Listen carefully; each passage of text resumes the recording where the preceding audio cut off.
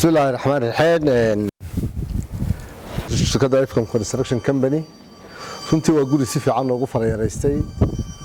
Wuxuu ka koobay waxay ka dhisan yihiin labadan guri ee isku dhigsan waxay ka dhisan yihiin 8 waxaana laga dhisay laba bangalo oo mid waliba ka dhisan 9 mitir iyo 4 mitir. Uu ka koobay afar hurdo, fadhi iyo cunto, laba suuli iyo service ko laba qol iyo suuliya. maxay tahay wadartay ilaa 3 gaadhina oo qaadaya aad baan ugu faraxsanayso si fiican baan uga faa'iideynay runtii dhisan ahaan iyo qaab ahaan waxaan sameeynay waqtigii noogu tala galay iyo budgetkii noogu tala galay aad baan ugu faraxsanahay maanta customerkayga mawlid ku wareejinayna hadii ilaahay ka dhigo gurigii aan timekii noogu tala galay iyo budgetkii noogu tala galay maxay tahay ku dhamaaday waqtigiisina ku dhamaaday si fiican aan uga faa'iideynay dhulkii alxamdulilaahi rabbil caalamiin ilaahay subhanahu wa ta'ala mahadle maanta waxaan joognaa labadii guriye dambe ee shirkada IFCOM Construction ay dhistay shirkada kulay waa shirkad isku gaadiidnayo kii koowaadna ma ahayn kii labaadna ma aha kii saddexaad guriga afraad weey markasta oo waxa weeyaan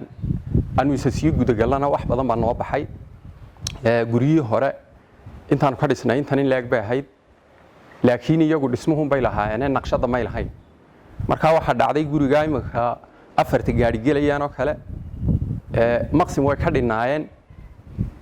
dhulkuna isku mid buu ahaa isagoo kan imika maqsin dheer dhulkuna isku mid yahay ayaa waxa weeyaan daarad badan oo berigi hore aan muuqan oo xagga dambe meelo ku hadhay ayaa maanta sanad uga faa'iideeyay marka waxa arkaysaa imika qof kasta soo gala wuxuu leeyahay dhulku masaa'id buu lahaa marka kuwa hore naqshada iyagu may sameeyna meel kan ka soo sameeynay dhismaha bay lahaayeen imika kan maca naqshada shirkada leh saddex gaadhina way istaba galayaan ama afar hadii la doono la isa geliyo dhismaha waa ka siyaadsan maqsin baa ku siyaada waqtiguna si fiican baa ugu dhamaaday kulay de wax badan baa dhacay oo inagu weyn adduunyadu fadhiisatay wixii xaaladaha iyo duruufta keentay mooyee sida kale sideedii baa ku dhamaaday anagu kulay de inaan dadka kale u tilmaano oo mooyaane oo aanu shirkada iyo qaabkay u waday iyo aan u tilmaano mooyaane anagu maanta inaanu ama samaano ama soo jiidana xaalkeegu waa dhaafay waa isla gaadiidnay marka waxaan sheegaynaa in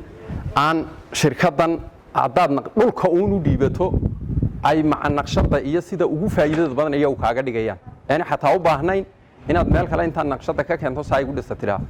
nooc walba iyagu ay ku tusayaan siduu kuugu faa'iidada leeyahay iyo siduu ugu haboon yahay iyaga wada ka fargaraynaya marka kulay aad baan ugu mahadnaqaynaa shirkada engineer Awil